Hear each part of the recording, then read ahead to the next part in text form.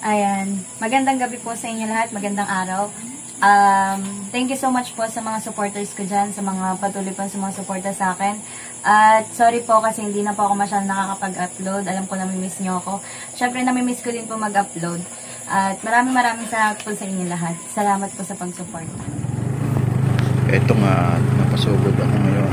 Pupunta kayo ng Balot Queen upang i-update at alamin kung ano na nga ba ang nangyari sa kanya. Bakit hindi siya nag-upload at kumustahin na rin ang trabaho niya. Ito, kahit madilim talaga, sige, sugod pa rin upang ipakita sa inyo. Kasi alam ko, namimiss nyo na si Balot Queen. Ito, madilim na nga po at naka-tricycle kami pupunta sa kanilang tirahan. Malapit na kami nito. Kaya lang Rough Road, syempre dahan-dahan kami dito. At ito, sobrang dilim po. Dahil ito ay anong oras na ba ito? Mag-aalas 9 na po ng gabi ito nung kami ay napapasyal, no? Alam ko gising pa kasi kung pumasok siya sa MW, maaaring gising pa siya. Kaya nagpunta kami upang alamin kung ano talaga ang tunay na sitwasyon ngayon ni Balot Queen. Tara at samahan nyo kami para malaman natin kung ano talaga ang dahilan kung bakit hindi siya nag-upload maging sa kanyang YouTube channel na Balot Queen Official. Paki-subscribe po ang kanyang channel, Balot Queen Official, mga kalingap. Ito na nga, at nandito na kami sa tapat ng bahay nila. Tulog na. Ilang sandali lang at makakausap na natin si Balot Queen. Ayan, isang magandang gabi po mga kakasado, mga kalingap. Ito, nandito po si Balot Queen at dinalaw ko po dahil wala po akong napapanood ng mga update sa mga vlog niya. Kahit sa reels niya, bihirang-bihira lang pong mag-reels. At maging sa video upload niya, naka-timelapse pa yung napanood ko kanina. 1 minute lang mahigit, no? Yung pagbabasketball. Pero in fairness, magaling, nakakashoot. Kita ko doon sa mga vlog niya. Doon sa ano. At natuwa naman ako kasi kanina nakita ko na may upload kahit ganun ka-unti ang ano, ang minute. Pero kung tutuusin, dapat 3 minutes okay na yan pang Facebook page natin. Ito, tanungin lang natin kung ano bagang nangyayari sa kanya at bakit wala siyang video upload, no? O, Balot Queen, ano bang balita? Bakit parang bihira kang mag-upload, bihira ka din mag-reels? Ano nangyari na ba? Hinahanap ka ng mga viewers mo? Busy po ako onte sa work. Na sabi ko na nga po dun sa mga viewers ko, sa mga followers ko. Saka po parang gawa din, wala na din ako nakakasama mag-vlog, ganyan. Kaya medyo natatabangan na ako mag-vlog. Pero syempre, sinasabihan pa rin ako nila Kuya Kasado pa, na mag-vlog talaga ako. Mag-upload araw-araw. Hindi ko lang nagagawa. Yan, kinachat ko po si Balot Queen. Kaya lang medyo nung mga panahong ang dami ko ng kachat-chat, parang sabi ko nga, sige, bigyan ko siya ng time kung ano talagang gagawin niya. Pero nung hindi ko na talaga kinachat, talagang pinabayaan na rin yung channel niya. Pati yung YouTube niya. May mga kababayan, yung YouTube, pa-support po ako ng YouTube niya. Paki-subscribe po, ano. Balot Queen. May official na, Balot Queen Official, pa-subscribe po. Kay Balot Queen Official. Alam nyo mga kababayan, to si Balot Queen Official, may isa itong sinusubaybayan pero mamaya natin tatanungin kung sino, no? Ako po nakakaalam niyan. Nag-message po sa akin, sinusubaybayan niya rin. Gwapo, taga-Daet. Kasama sa K-Boys. Ayan. Ayan. Tapos, kumusta yung trabaho mo? Okay naman po. Ayun, nakakatulong pa ako dito sa bahay. Ayos naman po talaga yung trabaho. Magkano ba sahod mo sa MW? 317 po talaga yun. 317? 300 plus. Anong oras ka pumapasok at lumalabas? Minsan po 8, minsan 9 hanggang 7 na. Pero lumalabas talaga kami mga 8 po. 8 ng gabi na. 8, ibig sabihin 8 to 8? Minsan 8 to 8. Tapos po walang overtime yan? Wala po sa sa ay grabe, 12 oras? Sa break lang po bumabawi. 2 hours po break pagka 8 2 hours break, 8 to 8, pero 12 hours yon. 9 hours po talaga yung sahod. Ay, yung namin doon. Sobrang napakababa po, Pero hindi po natin mapaganapan kasi MW yan, maliit lang din pong supermarket. Kaya hindi din po natin mapaghanapan. Pero kung tutuusin po, mababa po yung pasahod ng MW. No? Kung tutuusin, totoo yan. Kahit manood ang mga taga-MW, mababa talaga kasi wala sa minimum rate. No? Kahit sabihan nyo ako, sinasabi ko lang yung totoo kasi nanggaling din po yung anak ko dyan sa MW. Pero okay naman yung trabaho, siyempre yung oras mahaba, no? At siyempre yun, siguro kaya hindi nakakapag-vlog, pagod na, no? Minsan na-stress na siguro sa trabaho, sa pagod. At least kung siyempre tutulog, iniisip niya rin siguro di ba dati anong tawag doon?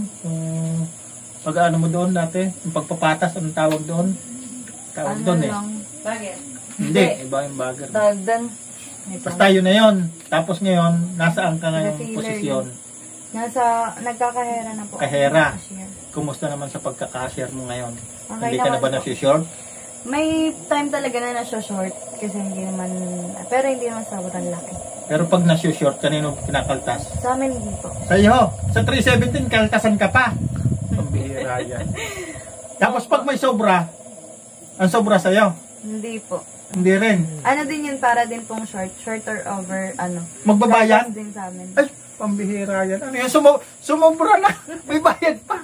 Grabe, napakahirap. Nakaka-stress pala yun. Yung trabaho mo yun. Kaya Dapat kailangan saktong-sakto. Pwede ba po may cents? May mga 50 cents, 75. Hirap din pala kasi magkulang ka, magsobra ka, magbabayad ka.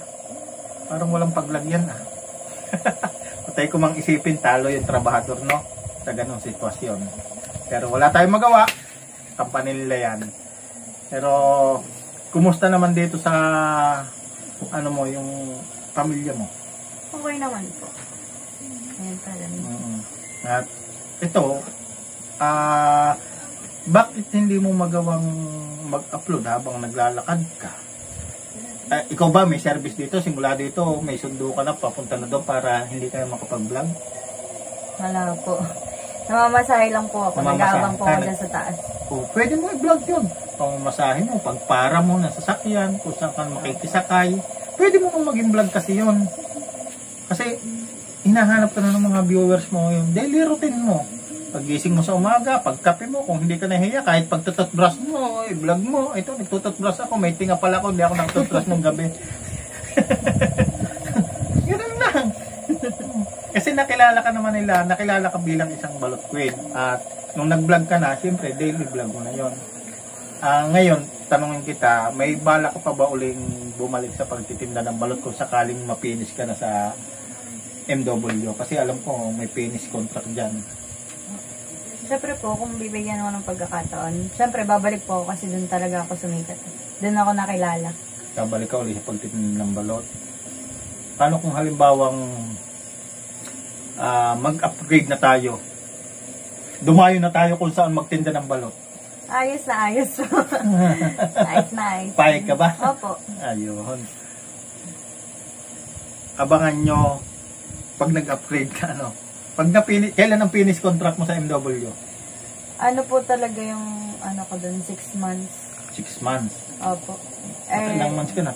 3 po. Magpo-4 na doon. Magpo-4 months na, di ba? Magpo-4 months na. Doon sa loob ng 4 months na yun, ilan pa yung video upload mo? Okay. Alam nyo mga kababayan, ito po ay may kanina po, hindi ko lang po napakita sa inyo. Inayos ko po yung kanyang payout. May dollar na po ito. May sasahurin na po ito. In-update ko po yung pwede na po siya makasahod. Mahigit na pong $100 sasahurin niya. Yung $100, alam natin, 5,000 plus na sasahurin to. Siguro sahod na siya ng mga 6 or 7,000. Inayos ko po kanina, hindi ko lang pinakita sa inyo mga kababayan. Inayos ko yung payout niya kasi nga, nag-ano ako, baka kaya tinatamad to kasi hindi sumasahod. Isa ba yun sa dahilan kung kaya tinatamad kang mag-vlog? Dahil wala ka pa sahod? Parang. Ayun na.